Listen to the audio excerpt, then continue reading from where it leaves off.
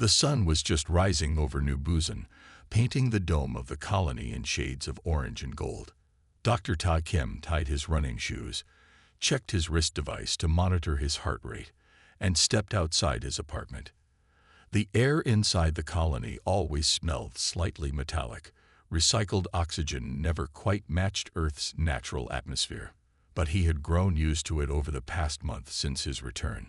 5 years aboard the International Medical Station orbiting Jupiter had changed him. Sometimes he still woke up reaching for the gravity boots he no longer needed in New Busan's artificial Earth-like gravity. His body was still readjusting to colony life, which was why these morning runs were so important. As New Busan's leading xenosurgeon, Dr. Kim's schedule was packed with surgeries, research, and teaching.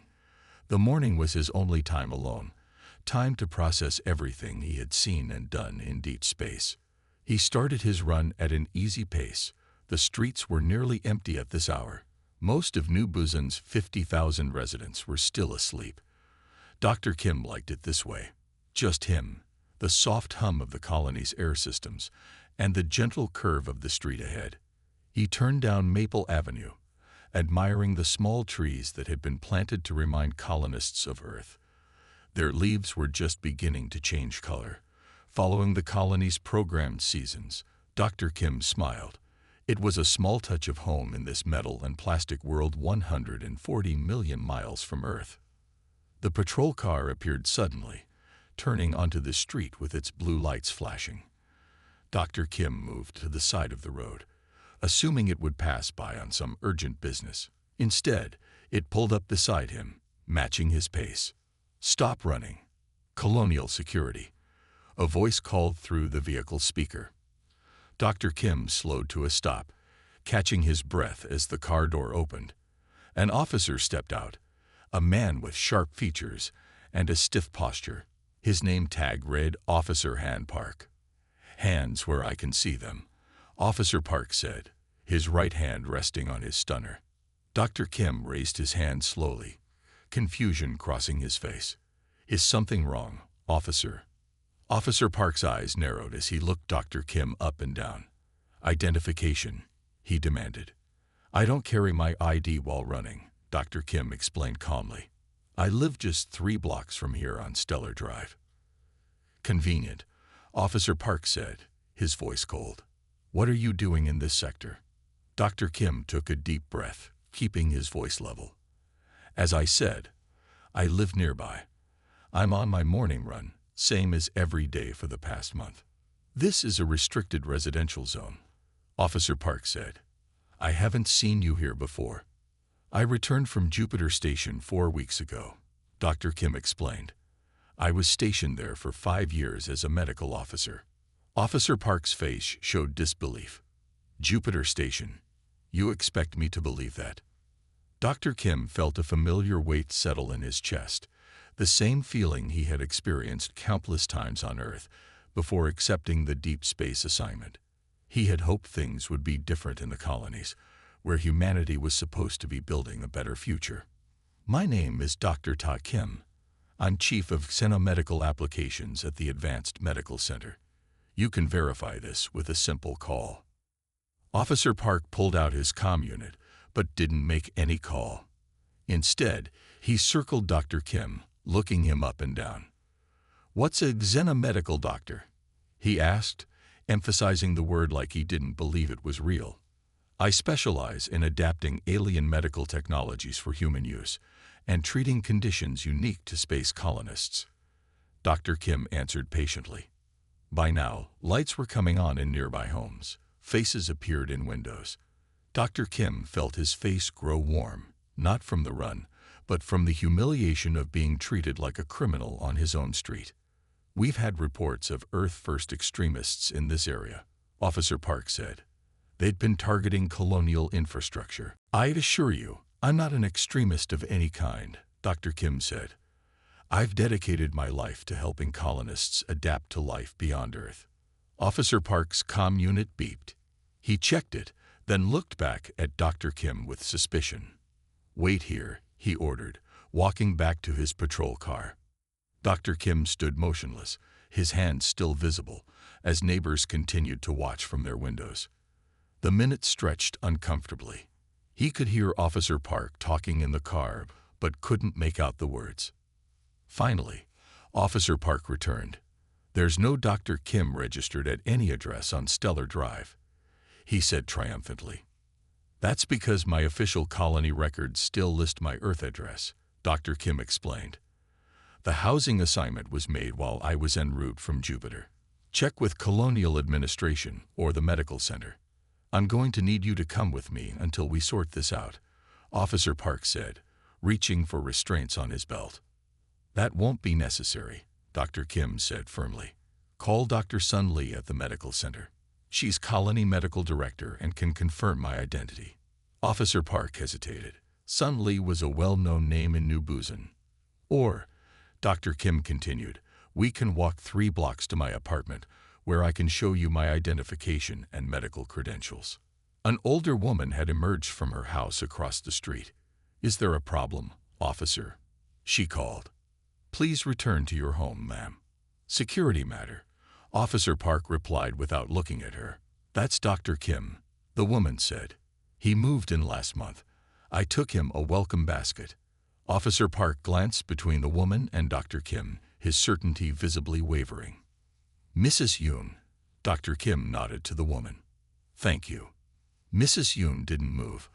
"Officer, that man saved my grandson on Jupiter Station when his pressure suit malfunctioned during the school field trip. He's a hero." More neighbors were emerging now, drawn by the commotion. Officer Park's face tightened as he realized his mistake, but his pride wouldn't let him back down completely. "I still need to see some identification," he insisted. Dr. Kim nodded. "As I suggested, we can go to my apartment.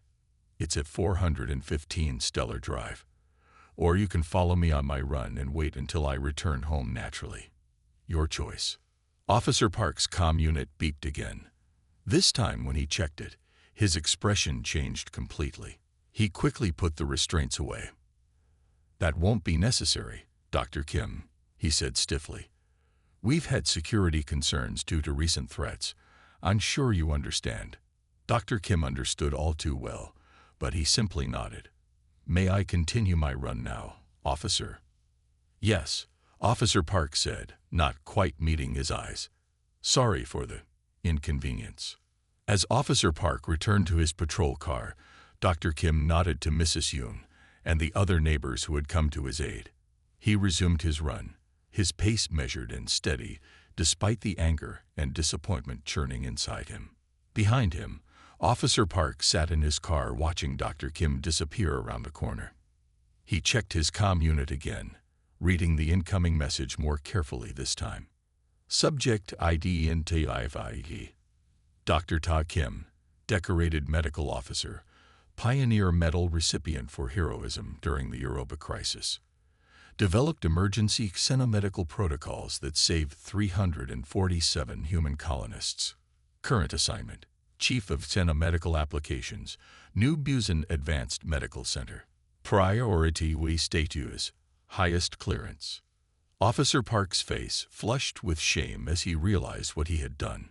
He had harassed one of the colony's most valuable citizens based on nothing more than appearance. He started his car and drove away, unaware that their paths would cross again very soon, under very different circumstances. Dr. Kim completed his run, his mind already turning to the day ahead.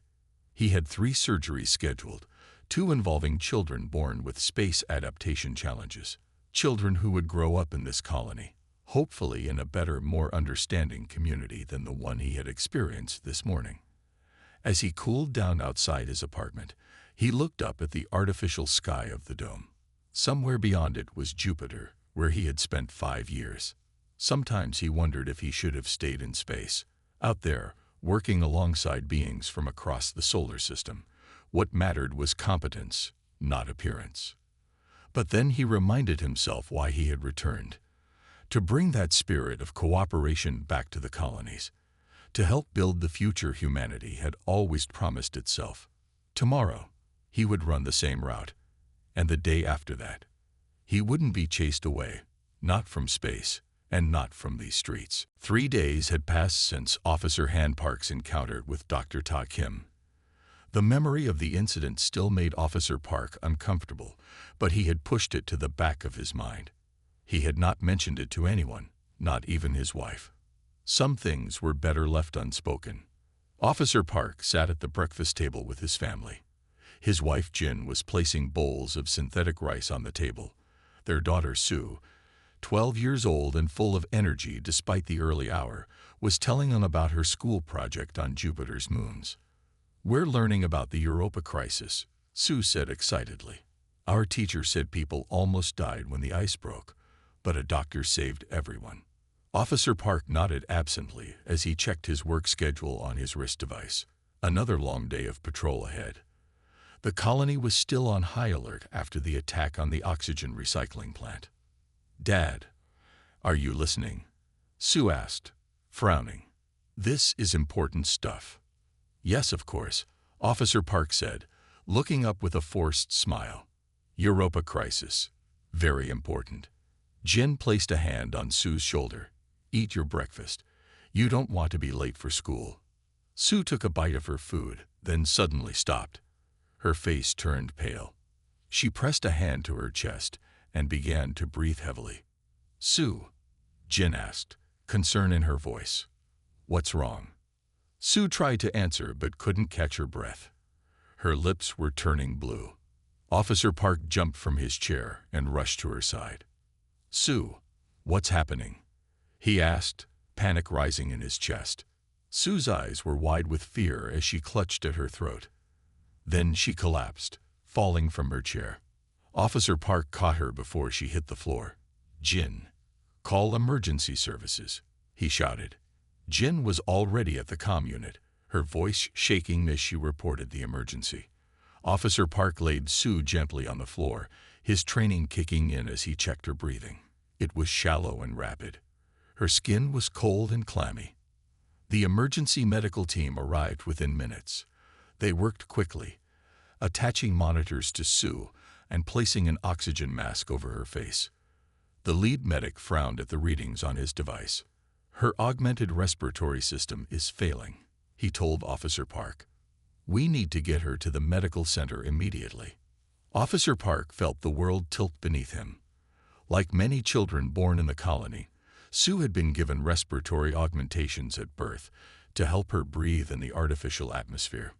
Without them working properly, her body couldn't process the colony's oxygen mix. In the emergency transport, Officer Park held his daughter's hand while Jin sat opposite, tears streaming down her face. The medics worked around them, adjusting settings on machines and speaking in quick, urgent tones. "What's causing this?" Officer Park asked the medic nearest to him. "Hard to say," the medic replied.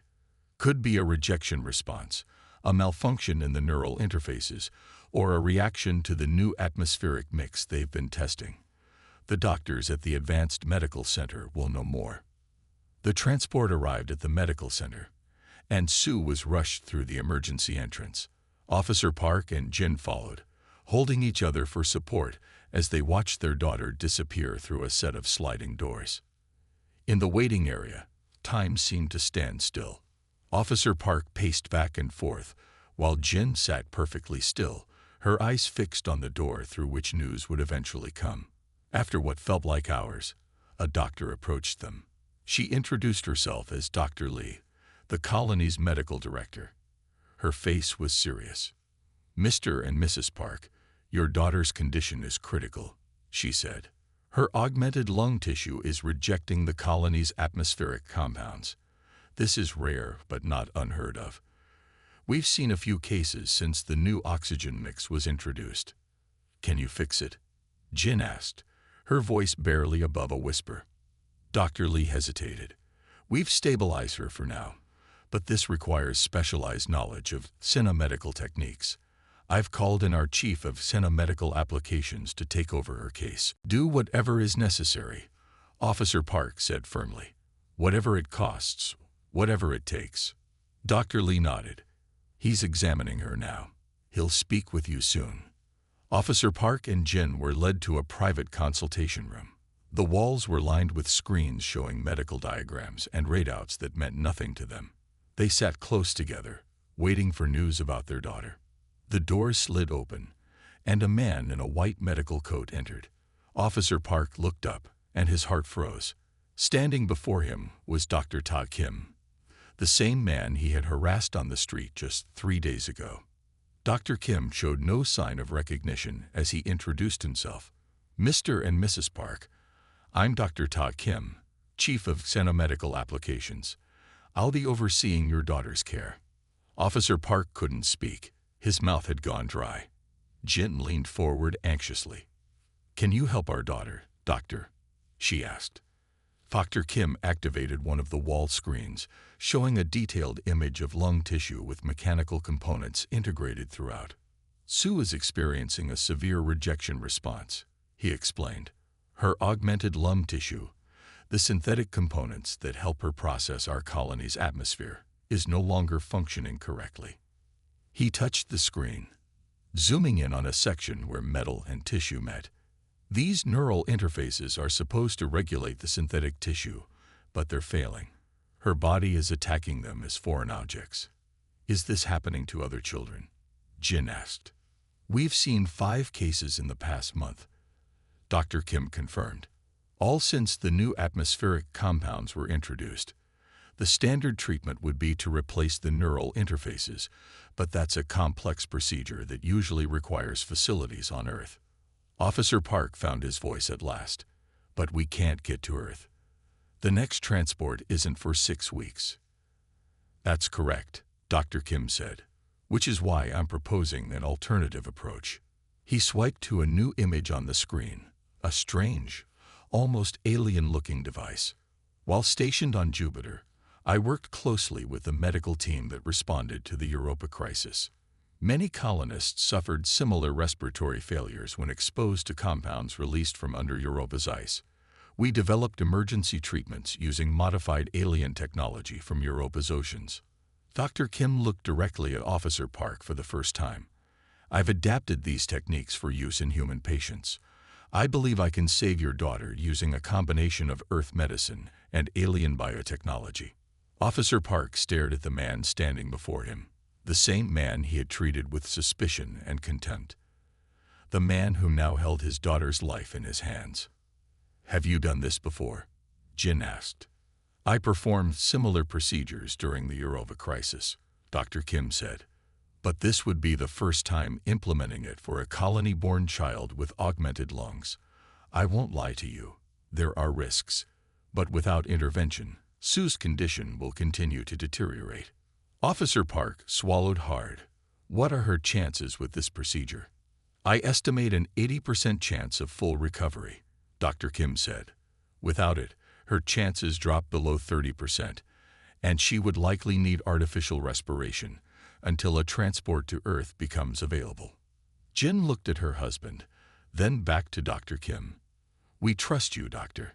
Please save our daughter." Dr. Kim nodded solemnly. "I'll need your formal consent," he said, holding out a data pad.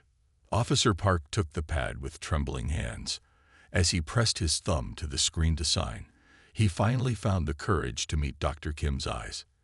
"Dr. Kim," he began, his voice thick with emotion, "I need to apologize for—" Dr. Kim held up a hand, stopping him. "This isn't the time, Officer Park. Your daughter needs my full attention now. We can discuss other matters later." With that, Dr. Kim turned and walked briskly toward the door. "The surgical team is preparing now. I'll send someone to bring you to the observation area." As the door closed behind Dr. Kim, Officer Park collapsed into his chair, the weight of shame and gratitude overwhelming him.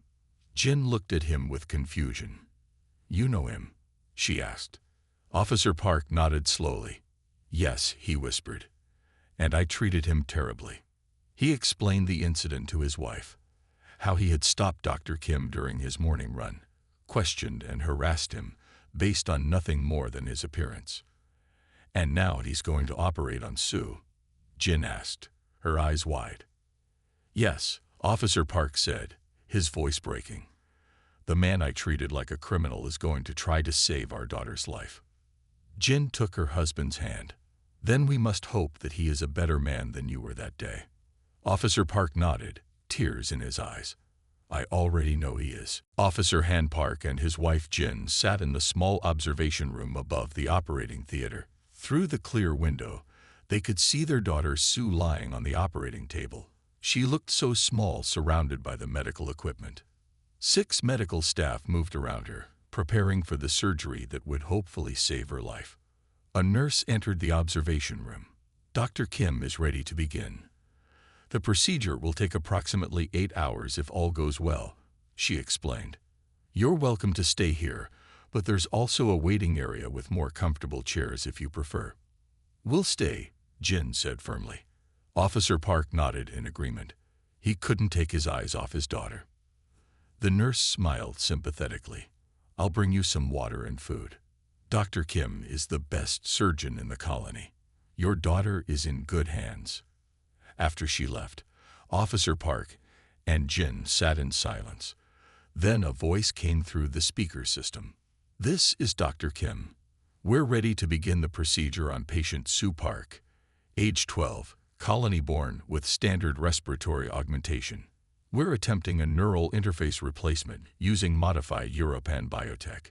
Recording begins now. Dr. Kim stood at the head of the operating table, his posture calm and focused. He raised his hands, and a medical assistant helped him into special gloves with thin wires running to nearby equipment. These are micromanipulation enhancers, Dr. Kim explained to his team. They'll allow me to work at the cellular level where the neural interfaces connect to lung tissue. Officer Park watched as Dr. Kim began the delicate procedure. His movements were precise and confident.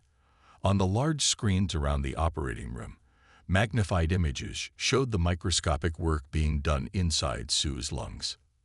Note the pattern of neural degradation, Dr. Kim said, pointing to a screen. This is consistent with what we saw during the Europa crisis. The new atmospheric compounds are causing an autoimmune response, similar to what happened when colonists were exposed to Europan microorganisms. A younger doctor looked up in surprise. You're saying our atmosphere is causing effects similar to alien microbes? Precisely, Dr. Kim nodded, which is why the Europan biotech solution should work here. The aquatic species on Europa developed ways to adapt to rapidly changing chemical environments. We're going to use modified versions of their respiratory membranes to create a buffer between Sue's natural tissue and her synthetic components. In the observation room, another person entered quietly and sat down next to Jin. It was Dr. Lee, the medical director. I thought you might like some company and someone to explain what's happening, she said kindly. Thank you, Jin said. We're very worried. Dr. Lee looked through the window at the operation in progress. You're fortunate that Dr. Kim is here. He's the only person in the colony who could perform this procedure. Officer Park turned to Dr. Lee. How did he learn to do this? During the Europa crisis, Dr. Lee explained. A research station drilling through the ice broke through into a pocket of unknown compounds. 30 researchers suffered complete respiratory failure, with no way to evacuate them and limited medical supplies. Dr. Kim had to innovate. He studied the local aquatic life forms and discovered they had unique biological mechanisms to filter toxins. He adapted this into a treatment that saved 28 of the 30 researchers. Officer Park stared at Dr. Kim with new understanding. He's a hero. One of the greatest medical minds of our generation. Dr. Lee agreed. He was offered prestigious positions on Earth, but he chose to come here instead. Said he wanted to help colony-born children adapt better to life beyond Earth. Inside the operating room, Dr. Kim was working methodically, replacing the failing neural interfaces with the new biotech versions. These new interfaces include a biological component that can adapt to changes in atmospheric chemistry, he explained to his team. Instead of rejecting new compounds, they'll help Sue's lungs process them more efficiently. Hour after hour passed. Officer Park and Jin remained in the observation room, watching the surgery progress. Dr. Lee stayed with them, explaining the complex procedure in simple terms they could understand.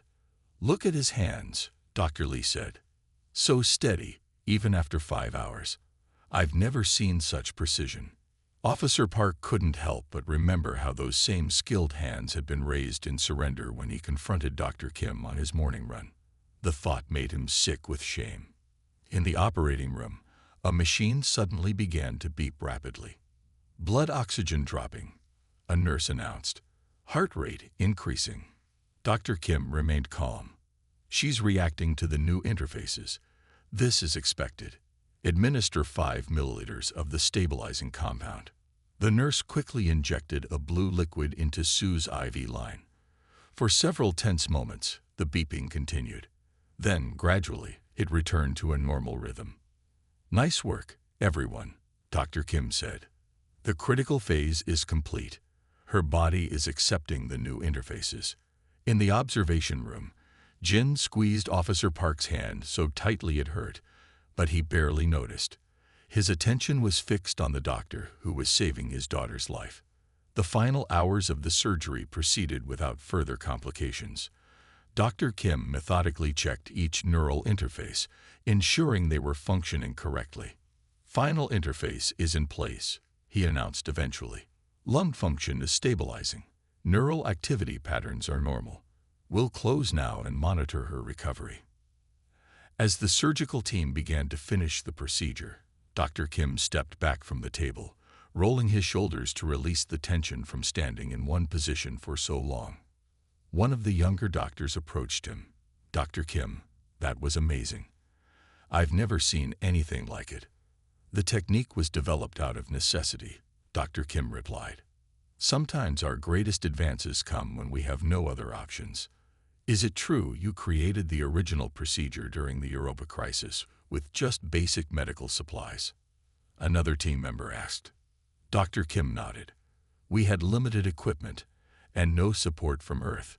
We had to use what was available, including knowledge from the local European biologists about native life forms.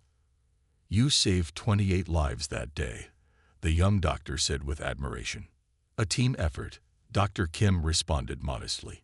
Just like today. In the observation room, Officer Park listened to this conversation through the speakers. Each word increased his understanding of the man he had so quickly judged and mistreated. When the surgery was complete, Dr. Kim and his team moved Sue to the recovery area. Only then did he remove his surgical gear, wash his hands, and head toward the observation room. Officer Park stood as Dr. Kim entered. The doctor looked tired but satisfied. The surgery was successful, Dr. Kim said. Sue's new neural interfaces are functioning properly. Her body is accepting them without signs of rejection. She'll need to stay here for observation for a few days, but I expect a full recovery. Jin burst into tears of relief. Thank you, doctor. Thank you so much. Officer Park couldn't speak. The words of gratitude stuck in his throat, tangled with the apology he desperately wanted to offer. Dr. Kim seemed to understand. He nodded slightly to Officer Park before continuing his explanation. The new interfaces should actually work better than her original ones. They're designed to adapt to changes in the colony's atmosphere, so she shouldn't have problems like this again. In fact, her lung function may improve beyond what's typical for colony-born children. When can we see her? Jin asked. She's being moved to recovery now. You can see her in about 30 minutes once she's settled. She'll be unconscious until tomorrow morning, but it's good for her to hear familiar voices. Dr. Kim turned to leave, but Officer Park finally found his voice. Dr. Kim, he said, please, can I speak with you privately for a moment? Dr. Kim paused, then nodded. I'll be in my office in 20 minutes, room 415 in the East Wing. As Dr. Kim left, Jin looked at her husband. What will you say to him? Officer Park shook his head slowly. I don't know. How do you thank someone for saving your child's life when you treated them like a criminal just days ago? How do you apologize for something like that? Jin took his hand. Just speak from your heart. And remember this feeling. Remember what happened here today. Officer Park nodded. He knew the conversation ahead would be one of the hardest of his life. But he also knew it was necessary, not just for Dr. Kim or himself, but for the kind of colony they were trying to build, the kind of future they wanted for children like Sue. Officer Hanpark stood outside room 415 in the east wing of the Advanced Medical Center. The nameplate on the door read Dr. Todd Kim, Chief of Sena Medical Applications. He took a deep breath and knocked. "Come in," called a tired voice from inside. Officer Park entered the office. It was small but neat, with medical certificates and awards covering one wall. A large screen on another wall showed a live feed of Sue's vital signs in the recovery room. Dr. Kim sat behind his desk, reviewing medical data on a tablet. He looked up as Officer Park entered, his face showing no emotion. "Please sit down," Dr. Kim said, gesturing to a chair. Officer Park sat awkwardly, his hands clasped tightly in his lap. For a moment, neither man spoke. "Your daughter is doing well," Dr. Kim finally said, glancing at the screen showing Sue's vital signs. "Her body is accepting the new interfaces better than I expected. She's strong." "Like her mother," Officer Park said with a small smile. Then his face grew serious again. "Dr. Kim, I don't know how to begin." "You don't need to say anything," Dr. Kim interrupted. "I was simply doing my job." "No," Officer Park shook his head firmly. "I need to say this. I treated you terribly that morning. I stopped you for no reason except you didn't look like you belonged in that neighborhood. In my neighborhood, I judged you based on your appearance, not who you are." Dr. Kim put down his tablet and looked directly at Officer Park. "And who am I, Officer Park?" "A hero," Officer Park said without hesitation. "A brilliant doctor who saved my daughter's life. A man who deserved respect, not suspicion." Dr. Kim's expression softened slightly. "I appreciate your words, but I'm just a doctor trying to do good work. What concerns me more is what your actions represent." "I know," Officer Park said, looking down at his hands. "I've been thinking about nothing else. I became a police officer to protect people, to make the colony safer. But that morning, I wasn't protecting anyone. I was just—" He struggled to find the right words. "You were perpetuating old Earth prejudices," Dr. Kim finished for him. "The very things we came to space to leave behind." Officer Park nodded, unable to speak for a moment. When he found his voice again, it was thick with emotion. "When I saw you in the consultation room, when I realized you would be operating on Sue, I've never felt such shame. And such fear." "Fear?" Dr. Kim asked. "Yes," Officer Park admitted. "Fear that you would treat my family the way I treated you. That you would refuse to help Sue because of what I did." Dr. Kim leaned forward. "That thought never crossed my mind, Officer Park. I took an oath to help anyone in need, regardless of who they are or what they've done. That's what being a doctor means. I wish all people thought that way," Officer Park said quietly. "So do I," Dr. Kim agreed. "But we're human. We carry our history with us, even to the stars." He gestured toward the window, where the dome of New Busan gleamed in the artificial sunlight. "This colony was supposed to be a fresh start, a place where we could build a better society than the one we left behind on Earth." Officer Park nodded. "I know. That's why I brought my family here, for a better life for Sue." Dr. Kim stood and walked to the window. "During my 5 years on Jupiter Station, I worked alongside beings that looked nothing like me. Europans with translucent skin, scientists from Mars with bodies adapted to low gravity, even the crystalline life forms from Titan. We never questioned each other's right to be there or to receive care when needed." He turned back to face Officer Park. "Then I returned to a human colony, and within a month, I'm treated like an intruder in my own neighborhood." Officer Park felt each word like a physical blow. "I'm so sorry," he said simply. Dr. Kim returned to his desk. "I believe you are, but sorry isn't enough. Officer Park, what will you do differently now?" Officer Park straightened in his chair. "I've been thinking about that. With your permission, I want to tell my story, our story, to the entire Colonial Security Force. I want to use what happened as a lesson for all officers. Dr. Kim raised an eyebrow. That would take courage. Less courage than it took for you to stand in that operating room for 8 hours saving my daughter's life. Officer Park replied, "It's the least I can do." Dr. Kim considered this for a moment, then nodded. "I would support that, and I would be willing to help develop new training programs for security officers, perhaps including lessons from our interactions with non-human species." "You would do that?" Officer Park asked, surprised. "After how I treated you." "This isn't about you or me," Dr. Kim said. "It's about building the kind of colony we want to live in. The kind of society we want Sue to grow up in." For the first time since entering the office, Officer Park felt a glimmer of hope. "I'd be honored to work with you on that, Dr. Kim." Dr. Kim nodded. "Good. Now, I believe your wife and daughter are waiting for you. Sue should be waking up soon." Officer Park stood, hesitated, then extended his hand. After a brief moment, Dr. Kim reached out and shook it. "Thank you," Officer Park said. "Not just for Sue, but for this chance to make things right." "Make the most of it," Dr. Kim replied simply. 2 weeks later, Officer Park stood in front of the assembled Colonial Security Force. His uniform was pressed and perfect, his posture straight, but his hands trembled slightly as he faced his colleagues.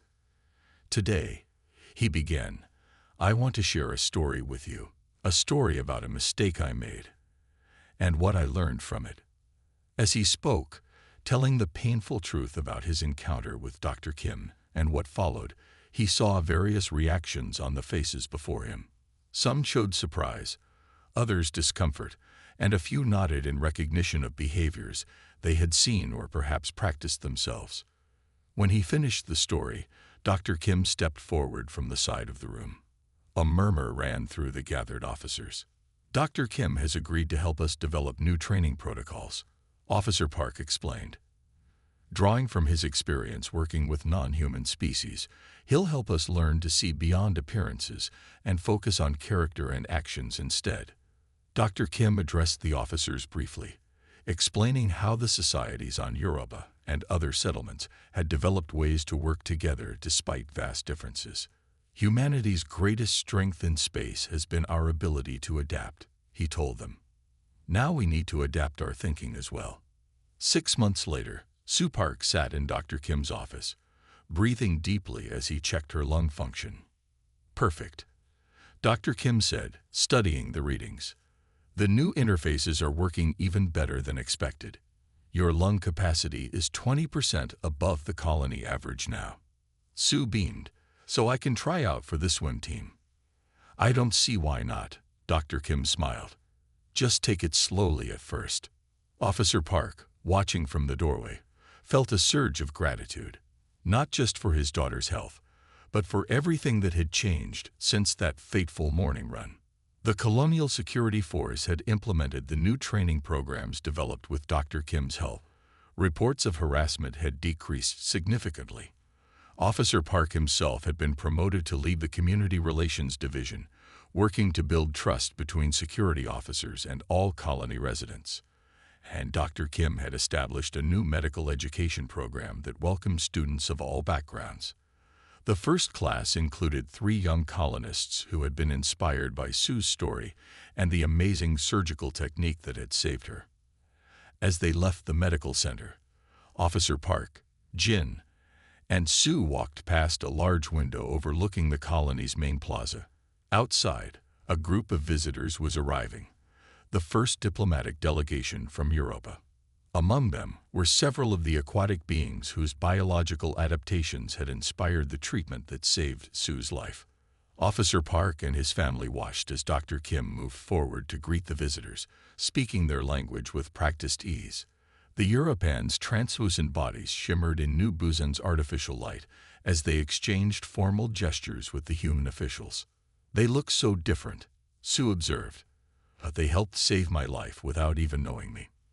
"That's what real civilization looks like," Officer Park told his daughter.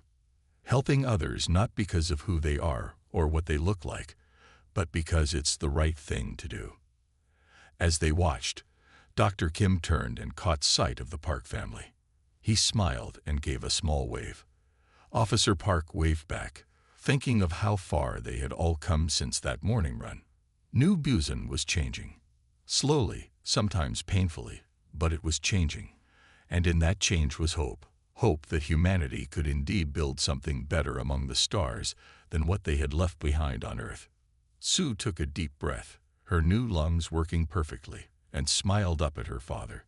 "I want to be like Dr. Kim when I grow up," she said.